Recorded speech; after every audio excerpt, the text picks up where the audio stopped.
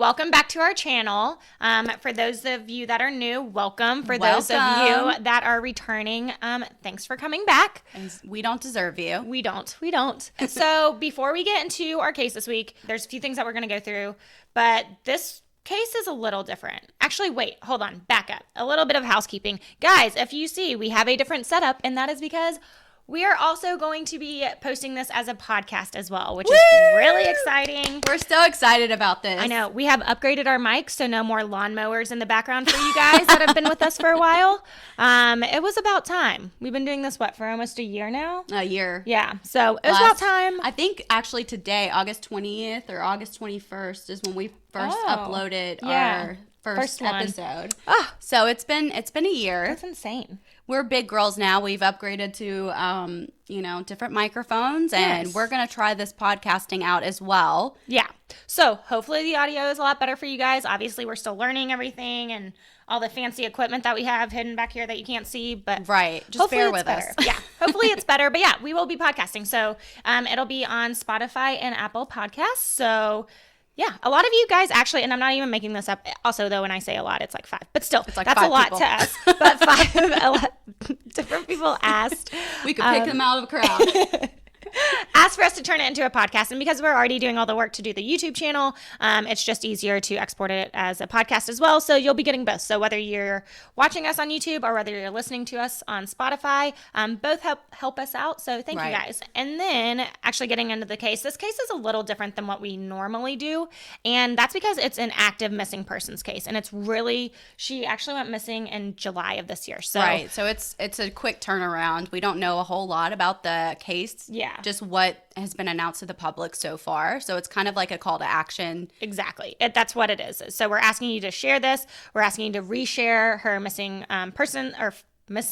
persons flyer on Instagram. You can go over there and find it on our page. And if you guys will reshare that. But before we get into all of it, my name's Natalie. I'm Erica, and this is Drunken True Crime.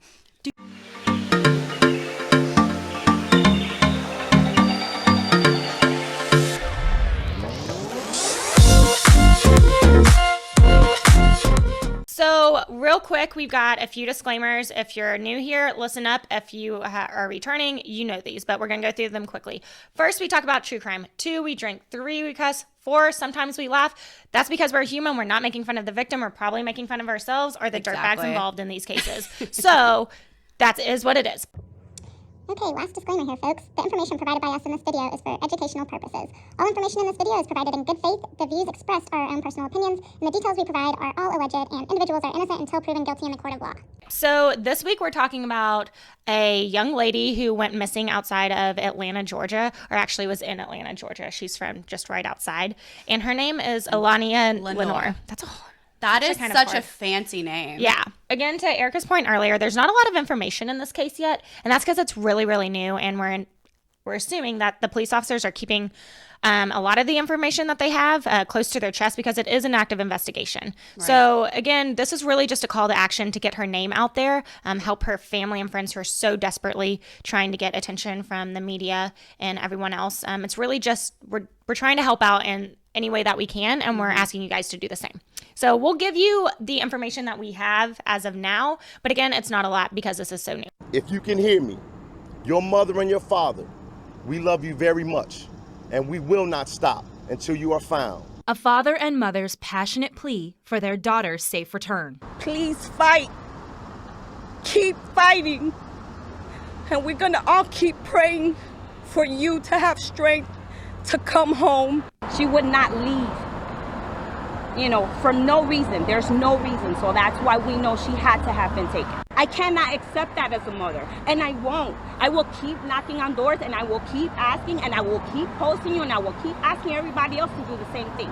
So Allahnia Lenoir, or as she likes to be called, Fruity, as her friends and family call her that, her nickname, 24-year-old woman who lives in Douglasville. Yeah, she is a woman, in fact. She lives in Douglasville, Georgia, a small town approximately 30 miles outside of Atlanta, Georgia. She lived there with her family, so she is free. She is fruity. Okay. So she lived. Allahnia is described as a sweet pillar of the community who is fun, sweet, and caring. At 5'4" tall, 4 inches tall, 5 foot 4 inches tall. I'm sorry, I didn't know. She is 5'4", guys. Don't yell. Tall, and just 120 pounds. She might be small, but she is mighty. She is also gorgeous. Yes, With so pretty. stunning black hair and piercing brown eyes. On Saturday, July 30th of this year, 2022, Allahnia left her family home to venture into Atlanta, like most people do, because Atlanta's fun. I love Atlanta. My husband and I are there all the time. I'm going there tomorrow, actually. I hate driving in Atlanta because it's just so fucking crowded. It is crowded. Nashville is an easier drive for me. Really? Yeah, Oh I my love it God. more. I think Nashville is prettier. Like the drive to Nashville is prettier for us, but I like Atlanta more. Did I tell you I always got stuck in Atlanta the other day? No. My freaking flight got canceled. I had a freaking 2.5 hour layover, and I sat there for the 2.5 hours. And Was this normally on Delta or American Airlines? Delta. So Which normally, is, I mean, that's not that common for Delta. I know American Airlines, it's very yeah. common. So like normally I just go to the Sky Lounge and drink like Right. at the bar, but the Sky Lounge closes at 10:30 now, and so I had to sit there until midnight. I know it's What so is that, fucking pandemic hours? It is. Oh, it's so fucking frustrating. Well, I was going to say, I'm like fucking sitting there for like an hour and a half, just twiddling my fucking thumbs. And I'd already been drinking at this point. So like coming down from like being tipsy, which is the worst. And they fucking canceled my flight. So anyways. Back to Allahnia. Yeah. So Allahnia was going to meet a friend at an apartment complex in Midtown, which that's where Katie Jeunesse was, wasn't it? Katie. Yeah. Well, is that considered Midtown? Piedmont Park? yeah, Piedmont Park, that's You're Midtown. out. You're right. What is You're not going right. on in Midtown? Dude, Atlanta. There's so many in Atlanta. Good Lord. Not much is known or has been released about this friend, but Alania's parents stated that Allahnia and her friend were planning on meeting up with 2 men. So it's not clear whether this meeting between these, like between the friend Allahnia and these 2 men actually occurred. All we know, though, and all that's been reported by police, is that surveillance cameras catch or capture Allahnia walking into that apartment, and they don't have any record of her exiting it. So, Whoa, okay. yeah. She was last seen wearing a blue top, blue shorts, and cream-colored shoes. And Alania's parents are absolutely adamant that someone took Allahnia against her will. And I completely agree with them. It seems very out of character for her to just, stop or like run away, stop responding, like ghost her friends and family. Like that's not her. Right. She's really close with her family. She had deep connections to her town and to Atlanta. Like there's no way that she would have just ghosted everyone, right? Something So, had to have happened. Back up. So Yeah. she went into this apartment complex and then just never came out? Literally just like video surveillance does not capture her coming out. So like, wow, police haven't released this. Like this is just what the police have told her parents. Okay. So they haven't released this to the public. They haven't released the actual video. All they said is that they captured her or they ID'd her walking in and they never saw her walk out. So do we think that she's just somewhere in the apartment complex or someone put her in something? I mean, they don't know that. They didn't say if there was anything suspicious, to your point, like if they saw someone walking out with like a bag or like a dresser or like moving or something. They literally haven't said any of that. Maybe there's a different exit that doesn't have. That's what I was thinking. I was like, is there another exit that doesn't have surveillance at this point? There probably is, would be my guess. I mean, after our case with Katie Jeunesse where like none of the cameras are working. Yeah. So that's all. I'm assuming that the cameras there are just like on the front of the facility. I don't know about the back. Again, they really haven't released much on this at all. And so, yeah, it's really just unknown. That's what's so hard about this case. And again, we just keep saying her name, keep her name out there. That's the point of this. But we could speculate all day what happened. But I think something happened to her, or she was abducted, or someone. I don't want to say this because I want to keep up hope, but like, or someone killed her. Because again, I don't think she would have just like Ran away. like ghosted, not responded to her friends or family. It's just not like her and her character. And her family and friends like say that too. Like that's totally out of her character that she would never do that. Exactly. So since day one, her parents have been like very, very vocal and have worked diligently to get her name out there. They continue to plead with the public to help raise awareness and to just bring their child home. So on August 7th, family and friends held a visual, fuck my life. A visual. My accent's coming out.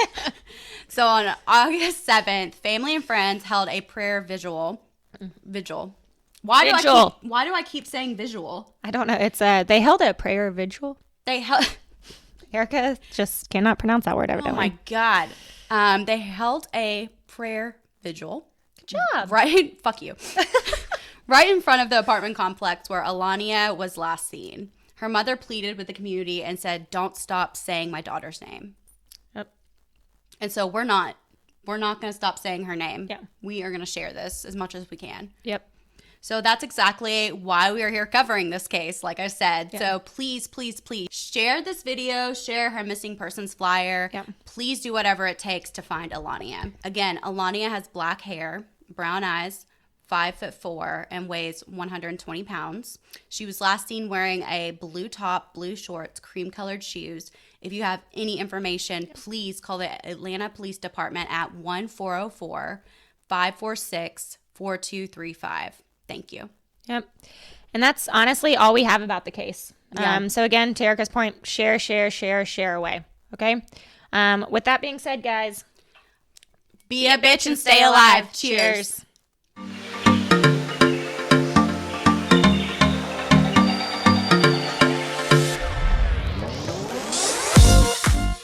need to stop playing with my necklace. I bet. Can I just redo that whole thing? Yes. Can I just, okay. Yep. Okay. I'm going to start from the top. Dun, Microphone. dun, dun. Microphone picks. Fuck my life. This whole thing has been a train wreck.